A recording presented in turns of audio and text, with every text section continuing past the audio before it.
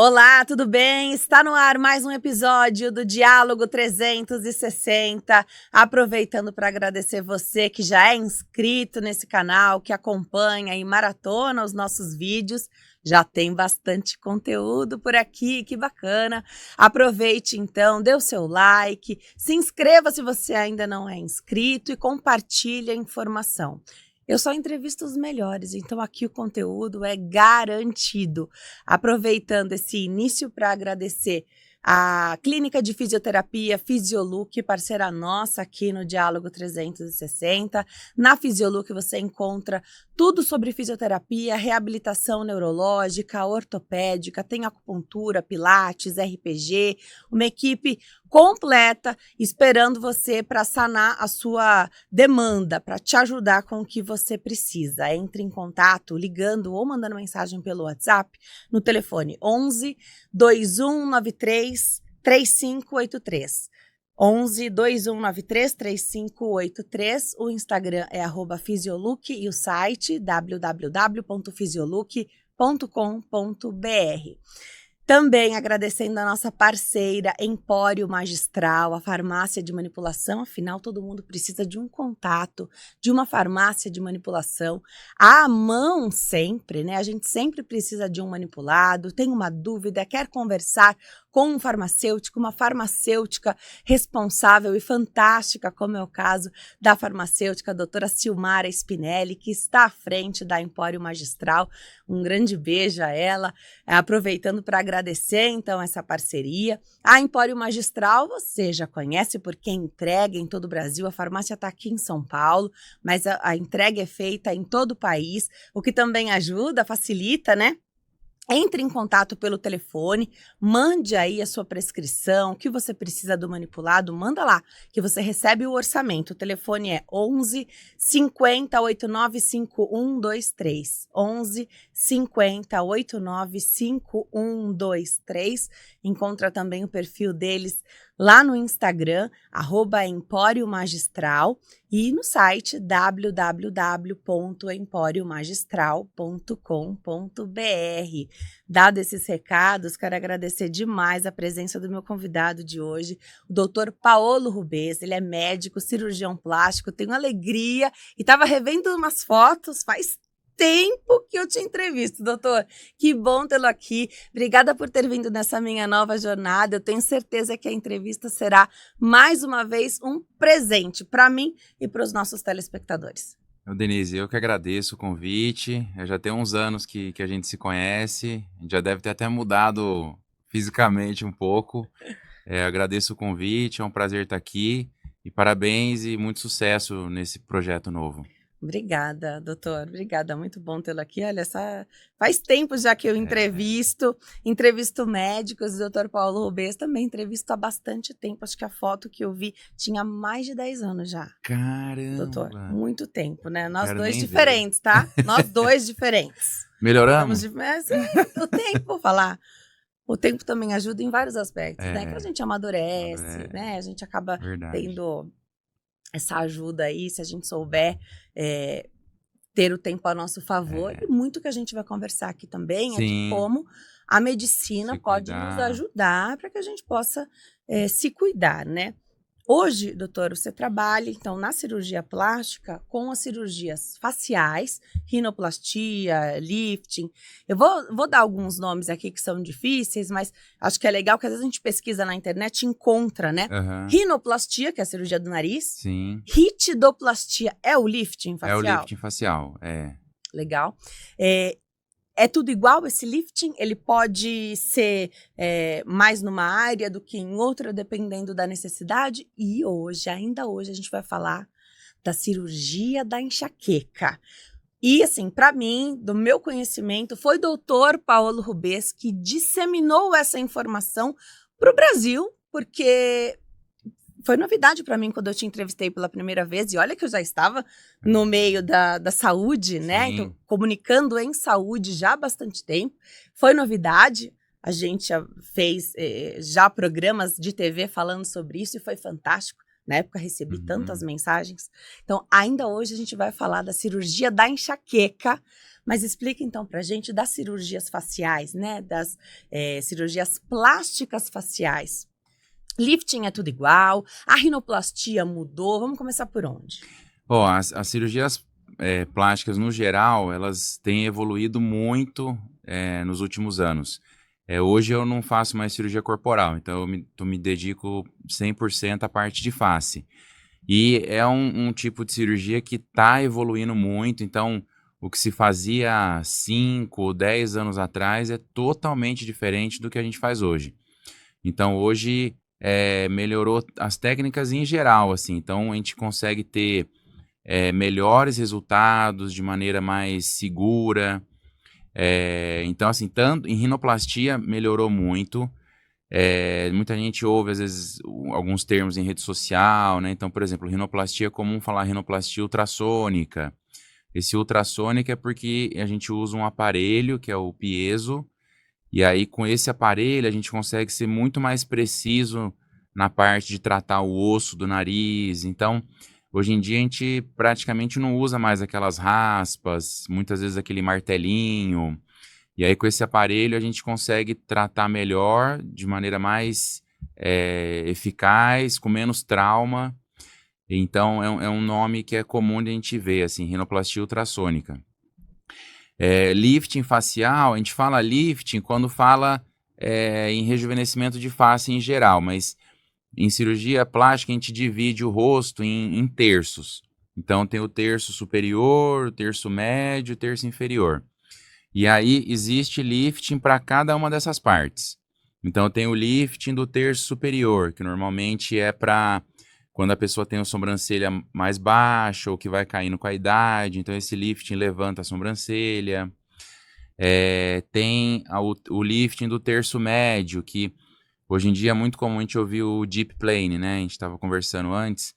O deep plane é uma das técnicas para tratar o terço médio aqui. Então, e tem o lifting do terço inferior, que mudou muito, evoluiu muito nos últimos anos.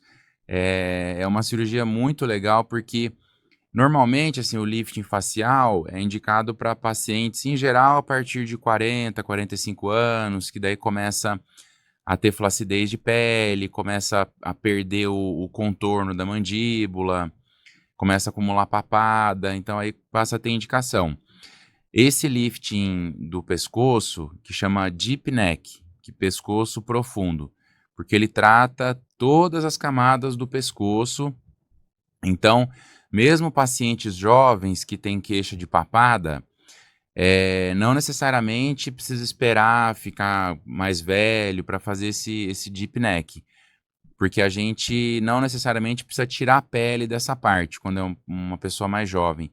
A gente melhora muito esse contorno de pescoço quando trata a gordura que tem aqui, porque nessa região do pescoço a gente tem várias camadas de tecido.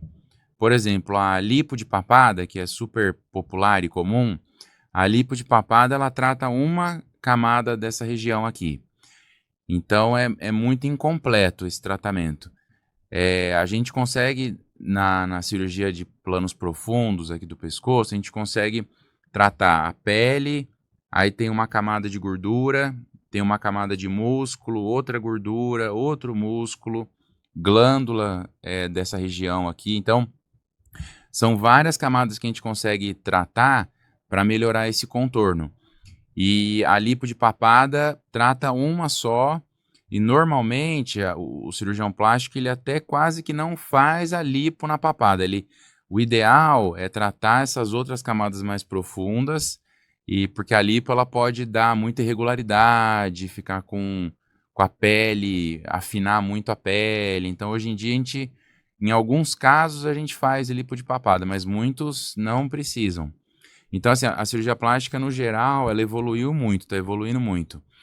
E aí o cirurgião também, ele tem ficado mais especialista em algumas áreas, né? Então, quem me manda muito paciente são colegas plásticos que estão fazendo só corpo, não faz mais nada de rosto. Porque as técnicas estão evoluindo muito, muito rápido. não dá para acompanhar tudo de tudo e você operar bastante de tudo. Então, por isso que aí eu sempre gostei mais de face, e aí eu decidi ficar nessa área mesmo, só e não operar corpo. Muito legal. Agora, você já deve ter ouvido o pessoal falar assim: ah, mas a gente cuida melhor agora do rosto, e aí acho que nem vai precisar mais fazer aquelas cirurgias, Aham, aquelas cirurgias plásticas, faciais. Não é verdade, né? Porque o tempo continua passando. aham, Por mais que a gente tenha ferramentas ali que as pessoas usam, principalmente as mulheres, usam para amenizar a passagem desse tempo esteticamente, o rosto continua caindo, assim, sim, deslizando, né? Escorrendo, derretendo, derretendo. é, Essa é a queixa, o rosto é, vai os derretendo. pacientes falam E aí isso. a gente quer reposicionar, né? Tudo que a gente Aham, queria era poder reposicionar isso. E a maneira definitiva não é o termo certo, mas a maneira de fazer isso de forma estruturada é através de cirurgia, né? hoje em dia também, por causa de rede social, tudo, a gente vê muito essa coisa desses tratamentos, harmonização facial, e muita gente até jovem que já faz. Esses tratamentos, assim, eles são bons, dão bons resultados, mas vai chegar uma hora que ele sozinho não vai entregar o que o paciente precisa, porque vai ter pele para tirar, vai ter musculatura para reposicionar, e esses tratamentos eles não vão fazer isso. Então, eles são bons até certo momento, e aí depois o paciente tem que fazer uma cirurgia, e depois pode até continuar com esses tratamentos depois, até como uma manutenção. Mas tanto é que quando começou aquele boom de preenchimento facial com ácido hialurônico, tinha muita gente falando, ah, agora acabou o lifting facial e tal. E aí o que a gente foi vendo é que também foi tendo muito exagero, as pessoas foram colocando muito produto, ficando artificial. E, na verdade, assim, por mais que a pessoa comece a ter flacidez, por mais que enche o rosto de produto, tem uma hora que não vai ficar aquilo ali onde colocou direito. Então, até para envelhecer de forma natural, o lifting é bom, porque ele trata, reposiciona ao que era antes e sem ficar colocando muito volume, colocando muito produto. E depois de uma cirurgia como um lifting facial, o tempo continua passando e a ação É, do tempo também, porque também tem esse mito. Ah, vou esperar, viu, doutor? Mais tempo, porque você chegou a falar de 40, 45 anos, como já podendo ser indicado uma sim, cirurgia como um lifting facial. O tempo depois vai continuar passando. Então, não existe, assim como nas cirurgias corporais que a gente já entendeu, né? Que não tem para sempre, é, também na face não tem. também. É a mesma coisa, porque a gente vai, é o que você falou, com a cirurgia a gente retarda uns anos, né, como se voltar, rejuvenescesse 10, 15 anos, mas graças a Deus a pessoa vai continuar ali envelhecendo. Então, por exemplo, se ela operar com 45, ela vai chegar nos 55, 60 muito melhor do que se não tivesse feito nada até essa idade. Então, ele de qualquer forma vai fazer um envelhecimento melhor, mas pode ser que a pessoa depois de uns 15, 10, 15 anos queira fazer mais um pouquinho. Então, hoje em dia o que está acontecendo é que as pessoas exatamente não estão esperando chegarem até 60, 65 anos para fazer o lifting. Até para não ter muito envelhecimento e não mudar muito quando opera. Então, tá sendo comum isso. A pessoa opera a primeira vez entre 40, 50, 50 e poucos anos, e aí faz a manutenção com os tratamentos de pele e tal. E aí, depois de 10, 15 anos, opera de novo, porque daí são cirurgias que não vão fazer uma mudança tão radical. E aí a pessoa se sente assim, não fica os outros que encontram não vão assustar tanto com aquela mudança, né? Então tá, hoje em dia, e rede social também, como as pessoas hoje em dia têm acesso às fotos de antes e depois, ver quem fez, estão vendo que os resultados são naturais, melhoraram, então estão encorajando mais a operar.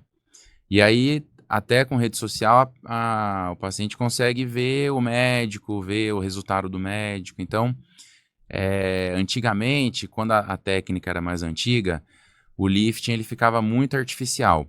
porque a maneira de esticar, de rejuvenescer, era só puxando a pele. Então esticava a pele, ficava aquela coisa esticada e muito artificial. As cicatrizes ficavam ruins porque ficava muita tensão na cicatriz. Então hoje as técnicas melhoraram porque a gente trata a parte profunda do rosto, porque o envelhecimento não é só pele, né? É o que está embaixo também. Então a gente reposiciona a musculatura, é como se voltasse tudo à posição que tinha antes. A pele também a gente tira o excesso, mas não se baseia só em esticar a pele, a cirurgia. Então é por isso que está tendo um resultado melhor. Cicatrizes eram um problema antes, em técnicas anteriores, continua sendo uma questão hoje que precisa ser falada, porque antigamente o que a gente mais ouvia era, não vou fazer porque as cicatrizes são muito grandes, né? Hoje a gente já sabe que para fazer qualquer cirurgia tem cicatriz, você ganha uma cicatriz, resolve uma situação, mas você ganha uma cicatriz, como é hoje. Qualquer cirurgia que a gente faça, tirar uma pinta, tirar o apêndice, qualquer coisa, fez um corte ali, uma incisão, vai ter aquela cicatriz. Aí depende de como for feito, depende um pouco das características da pessoa, mas as cirurgias de face, quando bem feitas, tudo quando a pessoa cuida no pós-operatório, as cicatrizes ficam muito discretas. Por exemplo, mulher, o cabelo muitas vezes cobre. Então, se for feito tudo direitinho, essa cirurgia com o lifting em plano mais profundo, que não deixa a pele com muita tensão, porque uma das coisas importantes para a cicatriz ficar boa é a pele não ficar muito esticada em cima dela. Então, quando a gente trata a parte profunda, a gente diminui a tensão na pele. Então, a cicatriz tende a ficar melhor. E os lugares em que a gente faz a cicatriz são lugares que ficam mais escondidos.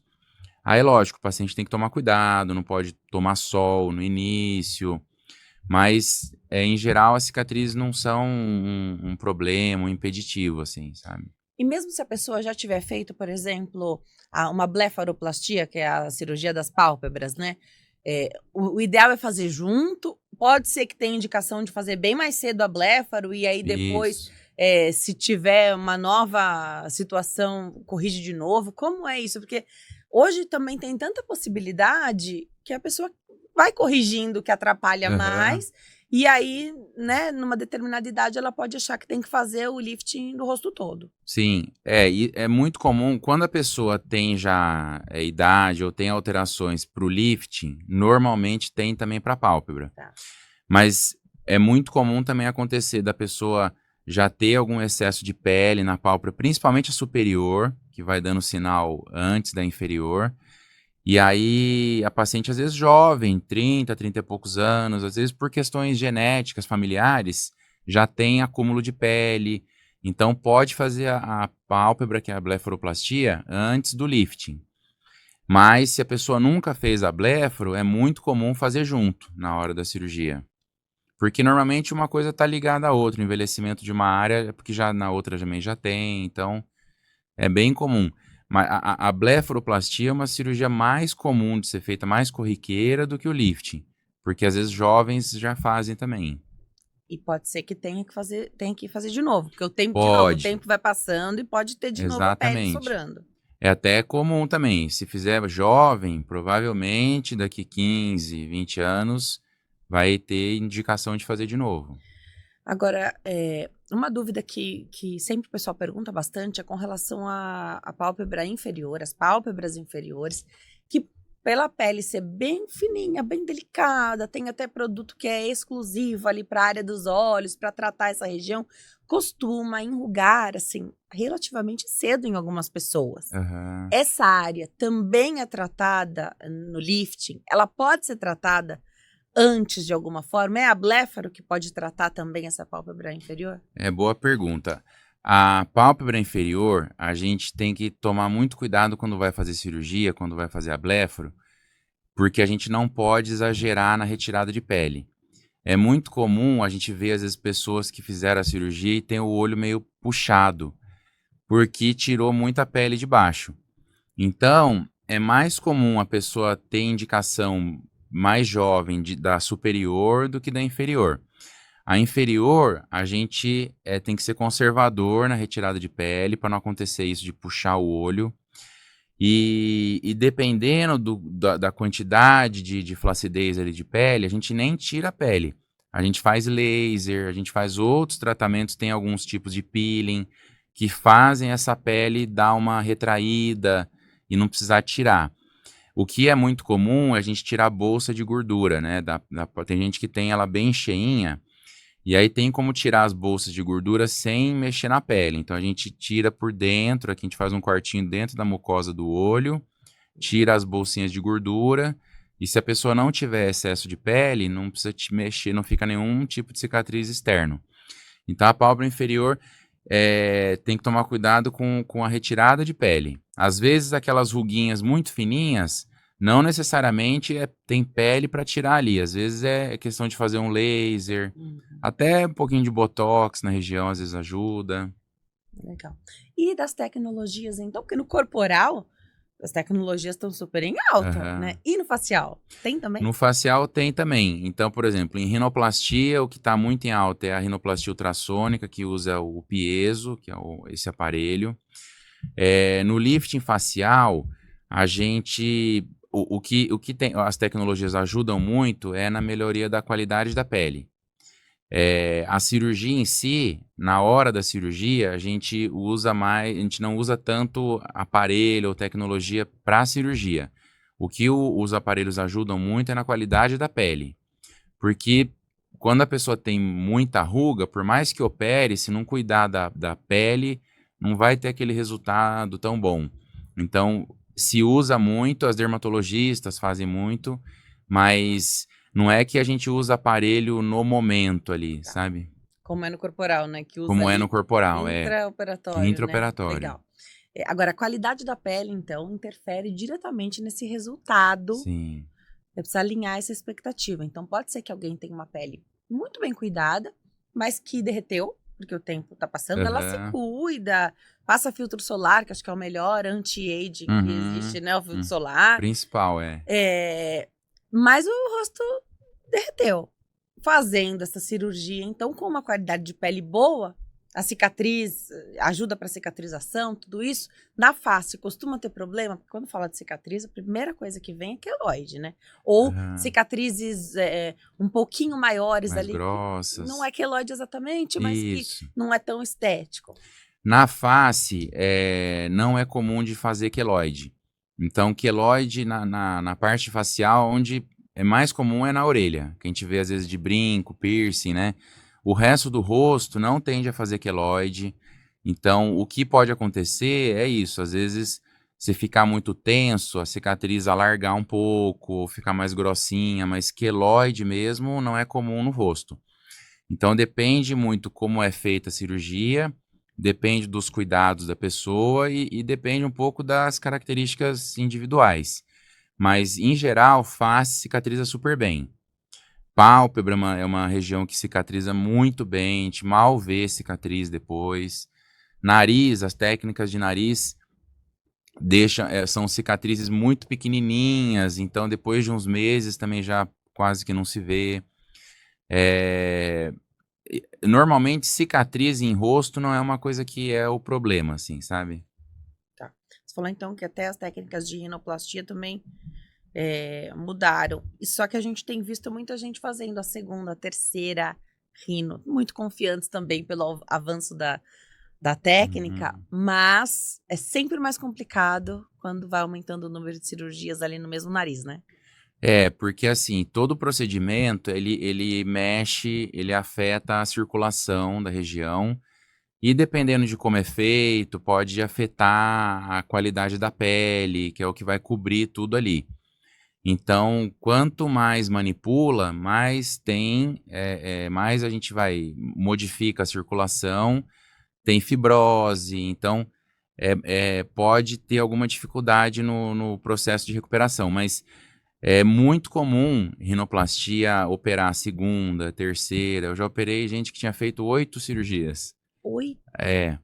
Então, assim, Mas o ideal, aí, de novo, é aquela situação que hoje em dia está ficando tudo muito especializado, né?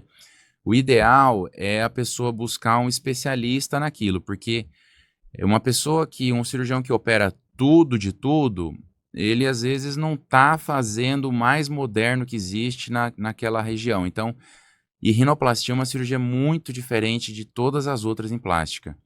Tanto é que tem muito colega que não faz mais, prefere encaminhar. E quando faz com um especialista, a chance de você ter um problema, principalmente alguma coisa mais grave, diminui muito.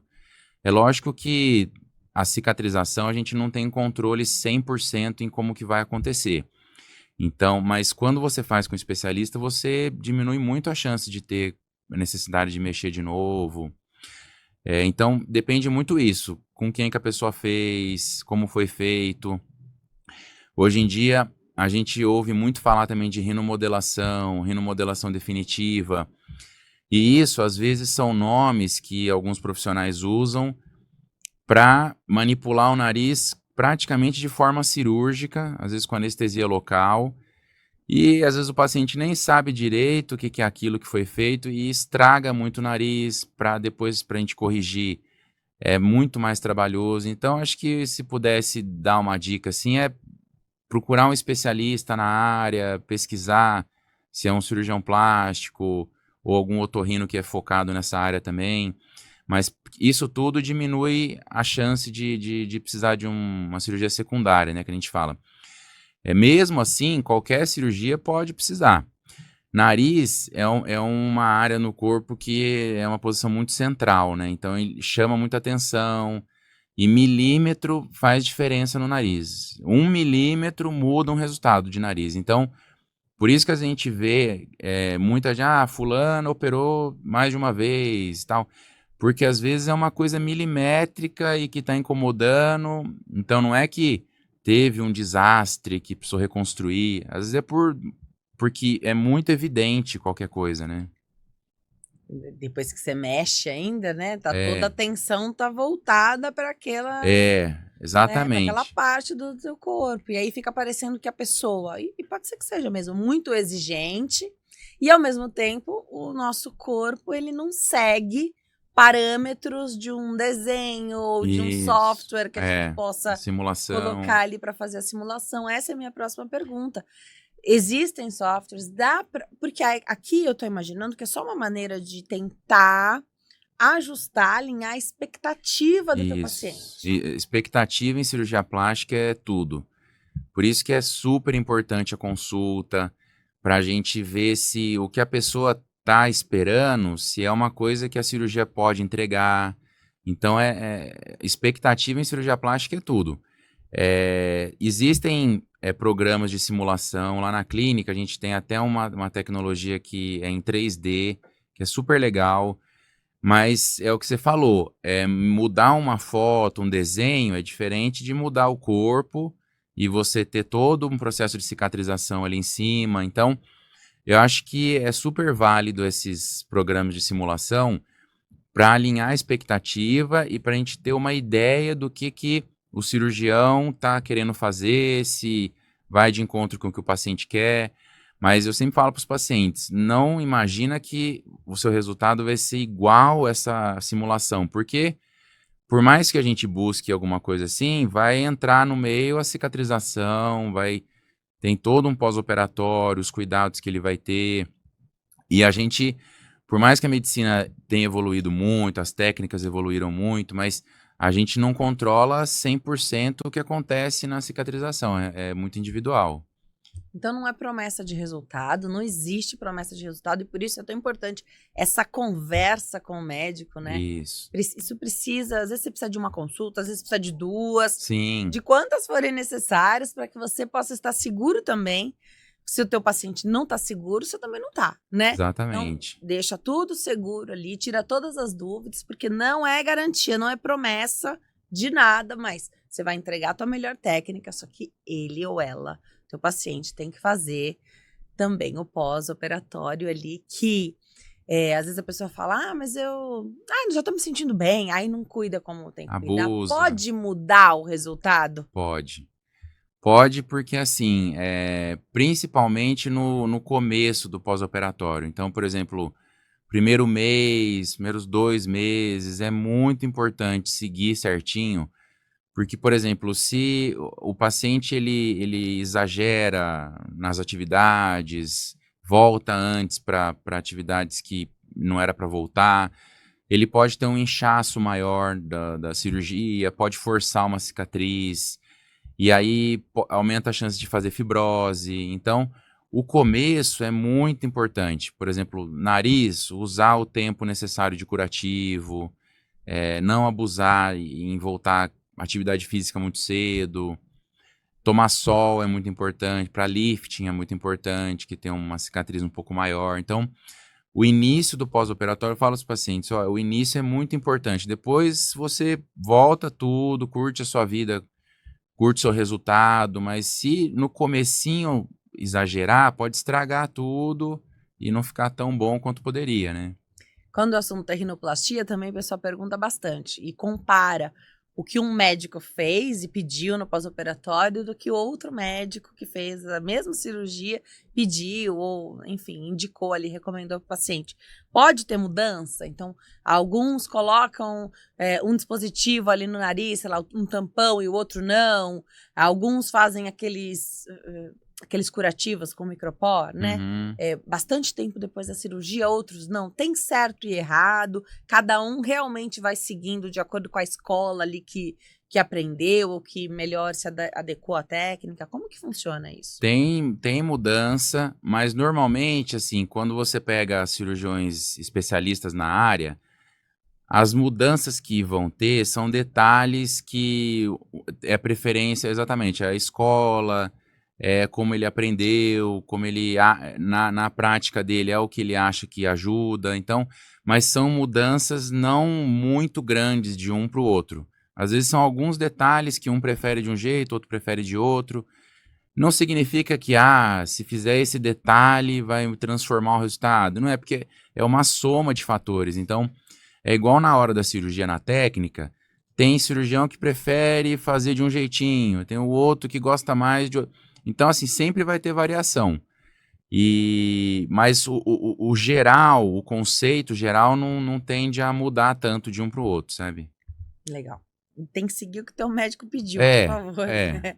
Siga o que teu médico Porque pediu. às vezes tem isso também, o médico ele fala uma coisa, aí o paciente começa a pesquisar na internet, vê vídeo e vê não sei o quê, começa a fazer outras coisas. É melhor ver o que seu médico pediu, se tiver dúvida, pergunta para ele. É melhor do que sair pegando coisa de internet, vídeo e tal, e de repente aquilo que você viu não é para você fazer. Aí ele cria o próprio pós-operatório É, dele, né? é, Ele faz a moda da casa, né? Ele é. inventou e não dá certo, tá? Não dá certo. E sempre, pelo menos com você, o paciente tem contato, qualquer Sim. situação que ele tiver dúvida, ou, doutor, será que esse ponto, assim ou assado, ele tem teu contato, pode falar. Tem, os pacientes todos têm meu telefone, tem o telefone da nossa equipe. Então, assim, a gente até gosta que qualquer dúvida pergunte, porque a gente sabe o que está acontecendo. Eu prefiro que pergunte do que sai fazendo e depois que acontece alguma coisa, né? Porque, assim, não é a maioria, mas às vezes acontece. O paciente, eu achei que era bom fazer isso e fiz. Ou às vezes eu passo orientação, o paciente não segue nada. Já aconteceu uma paciente que eu dava um monte de orientação, explicava tal, aí ela voltava no retorno, não tinha feito nada daquilo. Aí eu falava de novo, explicava, fazia o curativo, voltava, não tinha feito nada daquilo. Eu falei, você tá rezando? Porque o que eu peço você não faz, então é Deus que vai te ajudar agora. Então, assim, eu prefiro que fale se tiver alguma dúvida, porque aí eu sei o que tá acontecendo e a gente orienta. Era nariz? Era. Essa era. Graças a Deus evoluiu bem, acho que ela tava rezando. Mas não estava seguindo, né, É, as é. orientações, aí fica complicado, né? Você costuma, primeiro, então para essas cirurgias que a gente falou até agora, tá? Que a gente ainda não falou, tô guardando a cirurgia da enxaqueca para daqui a pouquinho. Para cirurgias que a gente falou até agora, alta no mesmo dia, pode ser que não. Rinoplastia é diferente do lifting facial para isso? É diferente. Então, assim, a rinoplastia normalmente é alta no mesmo dia. Depende também do horário que é a cirurgia. Então, por exemplo, rinoplastia, blefaroplastia, cirurgia de queixo, que é a mentoplastia, são cirurgias que não são tão longas. Então, se a gente faz essa cirurgia no período da manhã, o paciente pode ter alta para casa no mesmo dia. O lifting facial é uma cirurgia mais longa, mais demorada, então, obrigatoriamente, ele dorme esse dia no hospital.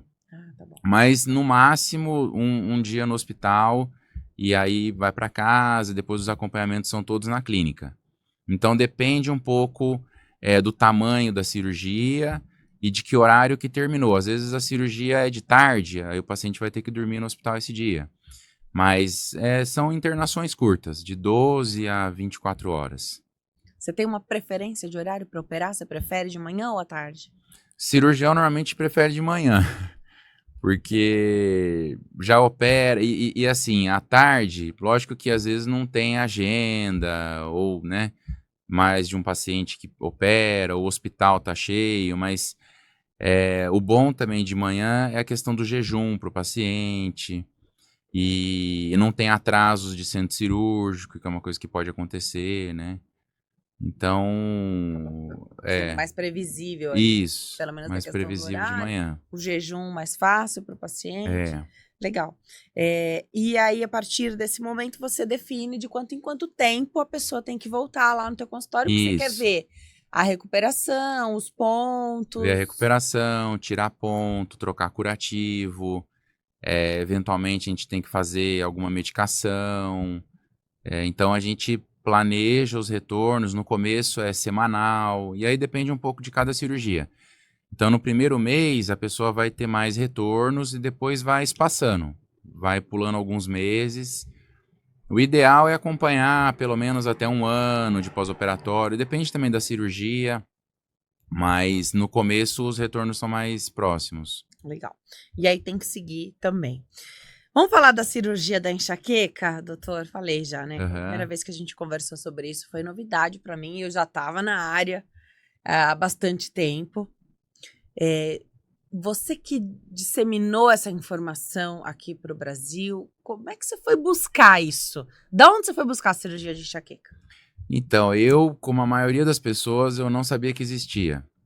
Quando eu terminei a minha residência de cirurgia plástica, eu já sempre gostei de cirurgia de face, nariz, e aí eu admirava muito alguns cirurgiões nos Estados Unidos. E aí quando eu terminei, eu falei, eu tenho que ir para lá para aprender. E aí, por acaso, eu entrei em contato com um cirurgião que é muito conhecido em plástica facial e rinoplastia, porque ele ele dá muita aula em congresso, ele escreve muito artigo científico, e eu gostava muito das aulas dele, dos artigos, e aí eu pedi para ir acompanhar ele deixou, e aí eu fui para Cleveland, nos Estados Unidos. Ele chama Dr. Baman Gairon. E quando eu estava lá, eu vi ele fazendo uma tal de cirurgia para enxaqueca. No começo não me chamou muita atenção, eu não tinha ido para lá para ver isso, tal. Voltei pro Brasil, aí fui de novo. Aí aquilo começou a me chamar a atenção, porque eu achava que tecnicamente era uma cirurgia bonita de fazer, uma cirurgia delicada. E aí eu comecei a estudar os artigos dele, comecei a perguntar para ele. No Brasil eu não conhecia ninguém que fazia. E aí eu via também o resultado dos pacientes dele e o resultado do que tinha de publicação, e aquilo me animou muito a aprender. Então, na minha vida também entrou sem querer, e até ele descobriu de forma sem querer, porque foi fazendo cirurgia lifting, a parte do lifting do terço superior, alguns dos pacientes dele, isso lá em 1999, 2000, alguns pacientes que tinham feito essa cirurgia voltaram para ele falando, eu estou satisfeita esteticamente e estou até melhor da minha enxaqueca. Aí ele achou aquilo curioso, 2 semanas depois, a mesma coisa. Aí ele falou, vou pesquisar por que pode ter acontecido isso, se é uma coincidência ou se tem um motivo. E aí ele começou a estudar, e aí a ideia da cirurgia, e por isso que até surgiu de um cirurgião plástico, porque foi a partir de cirurgia estética. Então a ideia da cirurgia é que os nervos que a gente tem, que dão sensibilidade para a cabeça, para o pescoço, nas pessoas que têm genética para ter enxaqueca, esses nervos eles podem ter uma compressão no trajeto deles, e aí isso desencadeia as dores. E o que essa cirurgia estética faz, querendo ou não, descomprime o nervo, que a gente tem 2 nervinhos aqui na região da sobrancelha, que dão sensibilidade para essa região, e tem muita gente que tem dor aqui. E aí na cirurgia descomprime, que tira um pouquinho de músculo para a pessoa não enrugar mais, e aí o músculo para de comprimir o nervo, então descomprime o nervo, e aí por isso que as pessoas melhoravam. E aí ele começou a estudar aquilo, e ele viu que aonde as pessoas costumam se queixar de dor, nessa região, na região aqui da têmpora, na nuca, são regiões que passam nervos que dão a sensibilidade. E aí é engraçado assim, todo paciente, quase todos, quando a gente pergunta onde dói, eles falam nos mesmos lugares, porque é onde tem esses nervos. Então, o que a cirurgia faz é tratar essas regiões dos nervos. São cirurgias que são bem superficiais. O que quer dizer isso? É abaixo da pele. Não é nada no cérebro, não abre a cabeça, o crânio, é longe disso. Senão nem seria cirurgião plástico que faria, né? Então, são cirurgias assim, logo abaixo da pele, que a gente trata esses nervinhos. Todos esses nervos, eles dão só sensibilidade, eles não fazem movimentação no corpo. Então, é uma cirurgia de muito baixo risco. O paciente ele não tem riscos de uma paralisia no corpo, um déficit cognitivo, mental, não tem como, porque é muito superficial. Então, assim, entrou na minha vida também de forma, foi sem querer, e quando a gente vê assim a melhora desses pacientes, dessas pessoas, é muito gratificante, assim, não tem como você deixar de fazer isso, porque são pacientes crônicos que já tentaram outros tratamentos, não melhoram. Tem gente que tem dor todo dia ou quase todo dia. E às vezes é uma cirurgia que a gente faz em 15 minutos no consultório, o paciente tem a vida normal, então é super, super interessante. Isso me chamou bastante atenção. Até poucos dias eu vi você falando na sua rede social sobre isso.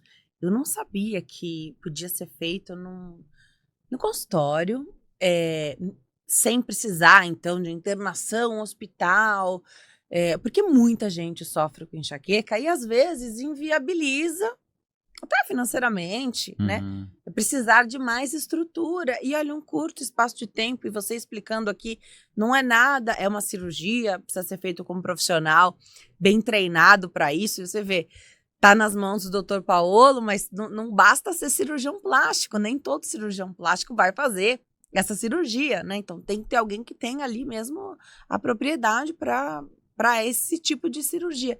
Mas poder fazer em tão pouco tempo, isso é fantástico, doutor. Porque a enxaqueca atrapalha a vida da pessoa, assim. Você falou que tem gente que tem dor todo dia, né? Então, imagina. Falta no trabalho, licença no trabalho, não consegue seguir, tocar a vida. Às vezes sai do trabalho porque falta muito atestado e tal. Então, tem pessoas que são muito incapacitadas pela dor. E a cirurgia, assim, depende do nervo que a gente tem que tratar, a gente consegue fazer com anestesia local. Tá. Porque são incisões de 1 centímetrozinho, o nervo ali é superficial. Alguns a gente tem que fazer no hospital, com anestesia geral, então depende de qual que é o nervo. Mas mesmo esses do hospital não são cirurgias muito invasivas, são cirurgias que o paciente tem alta para casa no mesmo dia. Não são pós-operatórios difíceis, assim, normalmente não dá dor no pós, tem inchaço, roxo, como qualquer cirurgia, mas não são pós-operatórios que o pessoal fica muito incapacitada. Então, a cirurgia ela é muito mais simples do que as pessoas imaginam quando fala em cirurgia de enxaqueca. muito mais tranquilo. Então, a indicação para essa cirurgia, basta ter o diagnóstico da enxaqueca ou, além disso, você ainda tem que fazer ali um estudo da enxaqueca naquela pessoa? Assim, o paciente tem que ter o diagnóstico. O primeiro passo de uma pessoa que tem dor de cabeça é procurar um neurologista, porque existem dezenas de tipos de dores de cabeça. Então, uma vez que fez o diagnóstico, normalmente os neurologistas, quando a pessoa tem uma frequência muito grande de crise, aquilo atrapalha muito a qualidade de vida, existem alguns tratamentos medicamentosos. E aí, se a pessoa já fez isso, já tentou, não melhora, é, a cirurgia é basicamente indicada para pacientes com enxaqueca crônica, pacientes que têm muitas crises, então pacientes que já tentaram outros tratamentos antes não melhoram, e tem algumas medicações que para tratar que são, por exemplo, antidepressivos, antipsicóticos e que tem muito efeito colateral. Então tem gente que às vezes não consegue manter o tratamento por causa dos efeitos. Esses também podem operar. Então é basicamente enxaqueca crônica, refratária a outros tratamentos e pacientes que às vezes têm muita crise e não tem bom controle com medicação. O que é esperado, vamos falar de expectativa de novo, o que Uhum. é esperado dessa cirurgia? A cirurgia, assim, os estudos, eles avaliam, para dizer que um paciente teve sucesso com o procedimento, muitas vezes com uma medicação também, ele avalia assim, se o paciente teve melhora de pelo menos 50% na frequência, intensidade e duração das crises, se ele melhorou pelo menos 50%, ele teve sucesso. Os trabalhos da cirurgia de enxaqueca, hoje a gente tem mais de 100 artigos publicados sobre esse assunto. E o que a grande maioria dos artigos mostra é que de 70, tem trabalho de 92%, se eu não me engano, dos pacientes, desculpa, de 80 a 92% dos pacientes tiveram sucesso, ou seja, melhoraram pelo menos metade. Desses, de 30 a 40% ficam totalmente sem dor. Então, assim, a taxa de bom resultado é muito alta. Tá. Como qualquer tratamento, vai ter uma parcela de paciente que pode achar que não se beneficiou, que não mudou o quadro.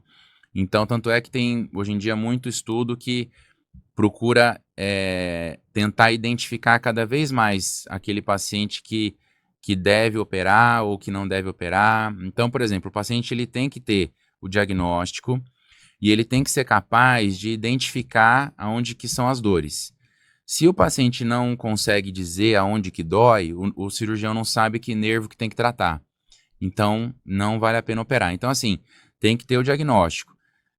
Só o diagnóstico não basta. O cirurgião ele tem que avaliar e tem que ver se faz sentido operar esse paciente. Mas a maioria que tem enxaqueca crônica, tudo, eles conseguem identificar e aí podem se beneficiar da cirurgia. Me corrija se eu estiver errada, mas a gente está falando de pessoas que de repente fizeram a cirurgia de enxaqueca porque foram refratários ao tratamento medicamentoso. E aí fazem a cirurgia, sobra um pouquinho ali da dor, toma remédio e pode cessar. Exato. O que pode acontecer? Pode ser que o paciente fique totalmente sem dor. Pode ser que o paciente ele melhore parcialmente. Então, por exemplo, em vez de ter dor todo dia, diminui a frequência. Em vez de ter dores muito fortes, diminui a intensidade. Às vezes fica mais fácil ele controlar com a medicação. Então, às vezes toma um analgésico simples, que antes não controlava, agora controla. Então, o paciente, assim, ele não deve interromper o que ele já vem fazendo de tratamento com medicação. Depois que opera, na medida em que vai tendo resultado, ele pode ir tirando as medicações e avaliar se ele ainda precisa tomar, se não precisa. Mas muitas vezes acontece isso. Ou ele não precisa tomar, ou ele toma menos remédio, ou remédios mais fracos e já controla. É o dia de operar e aí a pessoa tem uma crise de enxaqueca. Opera nesse dia ou não? Sim, não tem não afeta em nada isso. Às vezes o paciente fica em dúvida, mas não afeta em nada, não tem problema nenhum. nada, né? Não. Então programou, pode ir lá fazer a Pode. cirurgia. Em quais casos, então, em quais nervos, assim, só para o pessoal, claro que tem uma avaliação, precisa passar em consulta, nada que substitui uma consulta com o médico. A localização desses nervos que podem ser abordados numa cirurgia em âmbito de consultório, então com uma anestesia local. Em geral, são pacientes que têm dor na região da têmpora. É comum o paciente falar, ele aponta um lugar e é onde coincide com uma pulsação de uma artéria. Normalmente quem tem dor nas têmporas e quem tem dor aqui na lateral da nuca, normalmente são cirurgias que a gente consegue fazer com anestesia local na clínica. Outros tipos, por exemplo, quem tem dor aqui nessa região da sobrancelha, quem tem dor no olho, ou quem tem dor aqui mais próximo do centro da nuca, esses são pontos que a gente tem que fazer com anestesia geral no hospital. Então vai depender de qual que o paciente precisa. A ideia é que nada mude na mímica facial da pessoa, não vai ter impacto nenhum, só o impacto positivo da cirurgia na vida dela. Da dor, porque esses nervos que a gente manipula, eles não fazem movimentação no rosto. Só da dor mesmo. Só sensibilidade, então não tem problema. Tanto é que o que é comum acontecer no pós-operatório é o paciente não ficar com a sensibilidade, por exemplo, fica meio amortecido, no começo não sente a região direito, porque a gente está manipulando os nervos que dão a sensibilidade. Isso, em geral, retoma bastante, mas é o que é mais comum de acontecer, a sensibilidade da região ficar um pouquinho alterada no começo. Pode fazer essa cirurgia em conjunto com alguma outra, porque aqui a combinação de cirurgia é sempre o que o pessoal quer saber. Quando é corporal, algumas a gente até já sabe se pode ou não combinar na maioria dos casos. Mas facial e cirurgia da enxaqueca, não sei se pode. Pode, é relativamente comum. Então, por exemplo, é muito comum a pessoa, quando tem, por exemplo, dor nessa região aqui, a gente faz a cirurgia pela pálpebra. E aí, quando a pessoa já tem pele, a gente já tira, faz a blefaroplastia. Maravilha! Então, é comum de fazer associação. Já fiz, por exemplo, tanto blefaro quanto rinoplastia junto, mentoplastia, desde que a cirurgia não fique uma cirurgia tão longa e possa comprometer segurança, dá para fazer junto. Muito legal.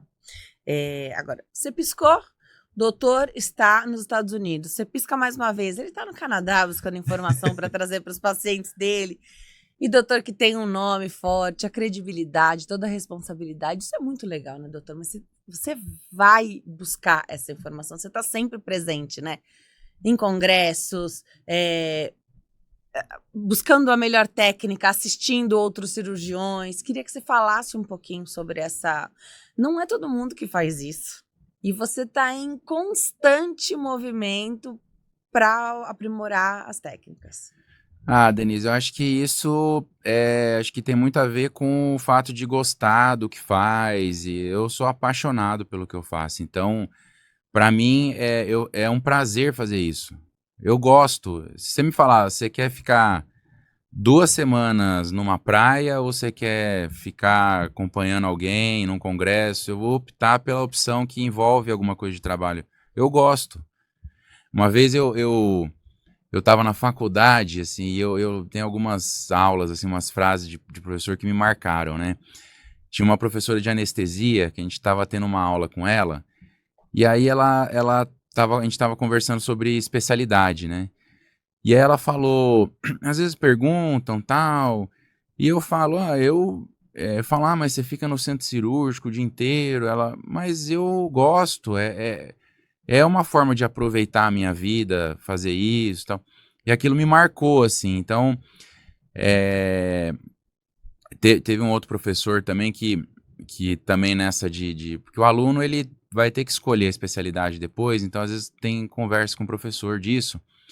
E um professor me falou uma vez, quando vocês tiverem que escolher a especialidade, imagina uma coisa que você gosta de fazer. Agora, imagina que você vai ter que estudar no lugar de fazer isso que você que você gosta. Escolha o que você gostaria de estudar para ser uma coisa que você gosta de fazer, né? Então, eu lembrei dessas coisas na época de escolher a especialidade e eu acho que eu fui muito feliz na escolha, porque ontem eu fiz um post do centro cirúrgico, eu coloquei, eu moraria aqui, no centro cirúrgico. E não é exagero, eu juro pra você que eu moraria ali, porque eu me sinto bem ali, eu gosto de estar ali, me faz bem essa coisa de ir em congresso e de acompanhar alguém que eu acho que é bom. Me dá prazer eu saber que eu tô fazendo o máximo que dá pra eu fazer pelo paciente. Então, é, eu acho que quando a gente gosta, facilita muito essa busca, a rotina, né? Gosto também da rotina que você mostra entrando no centro cirúrgico, então ele faz sua oração. Você sabe que é uma cirurgia plástica, ela acaba sendo um pouco negligenciada por algumas pessoas, que a pessoa tá bem, vai fazer para ficar melhor, mas a vida, a tua vida, tá entregue ali nas mãos daquela equipe, daquele médico. Então, não é nada. Naquele momento você depende de tudo ali funcionando bem para que você se mantenha bem, né? Você quer o melhor resultado. Então, fazer a oração, tá ali presente mesmo, né? Então, preocupado com aquele momento. A pessoa se programa, ainda mais para cirurgia plástica, doutor. A gente se planeja uma vida inteira para executar, né? E assim, a gente, pro cirurgião, pra equipe, aquilo ali é a rotina, todo dia ele tá ali. Mas eu acho que a gente tem que fazer sempre o exercício de se colocar no lugar do paciente, porque para ele é isso, não é todo dia que ele tá ali operando. Então acho que se a gente fizer esse exercício, ver o quanto a pessoa coloca de expectativa naquilo, quanto se preparou, então acho que daí faz sentido. E anestesia é uma coisa que assusta muitas pessoas, né? Então o fato de você estar anestesiada, sem, teoricamente, o controle da sua situação, é uma coisa que todo mundo fica com um pouco de receio, assim, né? Então, eu acho super válido, super legal quando a pessoa tem alguma crença e traz aquilo. Teve uma outra paciente que eu também postei no Instagram, que ela foi uma menininha, ela tem uns 18, 20 anos, e ela chegou na sala de cirurgia segurando um papelzinho. Aí na hora que eu olhei, eu falei, ela esqueceu, veio junto com o papel, né? Porque o paciente vem sem nada, né? Aí ela ia passar para a maca da cirurgia, eu falei, esse papel... Ah, doutor, é a oração que eu vim fazendo. Aí eu falei, você quer que eu guarde durante a cirurgia para você? Ah, eu quero. Aí eu pus no bolso, fiz a cirurgia com a cartinha no bolso. Então é gostoso isso, assim, você vê a crença. Eu sou muito religioso, então acho que sempre é importante. Eu me emocionei com esse post, então foi muito legal você ter lembrado dele aqui. E a pessoa, você fica, você se torna uma marca na vida daquela pessoa, né? Porque ela nunca vai esquecer que quem operou a face dela, o nariz dela, quem tirou literalmente com as mãos a dor que ela sentia da enxaqueca, foi você. Então você acaba se tornando parte de várias famílias. Ao longo de todo esse tempo que você já é médico e cirurgião plástico, você acaba se tornando parte integrante da vida daquelas pessoas. E a gente nunca esquece, né, doutor? Tem muitos pacientes que a gente se torna amigos mesmo e vem outros familiares. Isso é muito legal, porque a gente indica mesmo, né? É. A gente indica. E essa é a melhor indicação que tem. A melhor indicação de quem já fez e realmente a melhor indicação. E é gostoso isso, porque daí tem muito paciente que se tornou amigo da minha família. Tem paciente nossa que foi no aniversário do meu sobrinho. Então, é gostoso. Medicina lidar com gente sempre tem os seus desafios, mas tem o lado muito bom também disso, né? De conhecer gente, história e tal. Com certeza, muito legal. Recuperação da cirurgia de enxaqueca, tem algo que a pessoa não possa fazer? Porque você falou da cirurgia, quando é possível fazer com anestesia local, faz no consultório. Eu já imaginei alguém aqui que dizia que não tinha tempo para fazer a cirurgia. Você vai lá, dá uma paradinha no médico, opera e vida normal no dia seguinte? Depende também da cirurgia. Então, por exemplo, se for esse tipo que a gente faz no consultório, vida normal. Normalmente eu peço, assim, pelo menos uma semana sem atividade física, até tirar pontos, tudo. Mas em termos de trabalho, normal. Se for uma cirurgia, por exemplo, que precisou fazer no hospital, com anestesia geral, então aí precisa tirar um tempo de repouso. 1, 2 semanas. Mas nada exagerado, assim, nada muito diferente de outra cirurgia qualquer. Legal. Agora você guarda o nome do Dr. Paulo Rubens, porque eu sempre falo que tem algumas cirurgias que não tem muito como a gente fugir. A gente pode adiar as cirurgias, mas a gente falou de blefaroplastia. Se viver o tempo suficiente e a gente está cada vez mais ativo, Sim. Em algum momento vai ter que fazer a blefaroplastia. Você falou de pescoço, dessa técnica do pescoço, deep neck, então, né? Pescoço é algo que mesmo tratando, mesmo cuidando, não tem jeito, parece, não sei se é uma outra qualidade de pele ou se a gente prioriza muito mais o cuidado com a face mesmo e deixa um pouquinho mais de lado. Em algum momento, algumas cirurgias a gente vai ter que fazer. E aí você procura por alguém que seja especialista nisso, né? Acho que isso também faz a diferença. Muita gente tratando, você falou da lipo da papada, muita gente fazendo lipo da papada, mas existem demandas outras que não também só papada para tratar aqui, né, nessa região. E que só a lipo não vai tratar. Às vezes a gente olha uma papada, muito paciente fala com essa queixa, vem o doutor, vim fazer uma lipo de papada. Aí a gente explica, olha, mas a lipo não vai resolver o que tá te incomodando, porque você tem que tratar mais coisa do que só a lipo faz. Então, por exemplo, até o queixo, tem gente que tem o queixo muito para dentro, pequenininho, e acumula papada. Tem casos que o fato de você tratar o queixo, você trazer o queixo mais para frente, vai esticar isso aqui e já trata a papada. Então, não é... Por isso que a consulta é importante, né? Porque às vezes a pessoa tem uma ideia do que precisa, mas na verdade, é outra coisa. E com certeza a lipo de papada, ela resolve uma minoria de casos de papada. Muito legal. Doutor, eu adorei te receber aqui. Que bom que você veio. Obrigada um prazer. Por ter vindo. Eu vou deixar o Instagram e o site do doutor lá no Instagram, @drpaolorubens. Dr. Paolo Rubens, e tem também o site que é www.drpaolorubens.com.br. Que alegria ter você aqui, doutor, nessa minha nova fase. Venha mais vezes, tem muita coisa pra gente conversar. Eu tô sempre de olho nas suas redes sociais. Você faz uma semaninha que você não vê o perfil do doutor, você vai lá que ele já tá com novidade, a vida em movimento, isso é muito legal. Parabéns pelo seu trabalho. Obrigado. É muito mérito também da sua busca por constante aperfeiçoamento. Então, parabéns. Você é um grande nome da cirurgia plástica. Obrigado. Te parabenizo pela sua carreira. Já há tanto tempo te entrevistando, então tô feliz de te receber aqui hoje. Obrigada, viu? Eu que agradeço o convite, foi um prazer estar aqui de novo com você. Muito sucesso nesse projeto novo. Parabéns e tô sempre à disposição. Obrigada, viu, doutor? Obrigado. Obrigada. E é isso, como eu falo para você, não perde nada. Você assiste tudo aqui no Diálogo 360. Eu entrevisto os grandes nomes, tenho entrevistado muita gente da área da saúde, que é o meu maior nicho, é onde eu estou aí há quase 2 décadas já, entrevistando profissionais de saúde, principalmente médicos.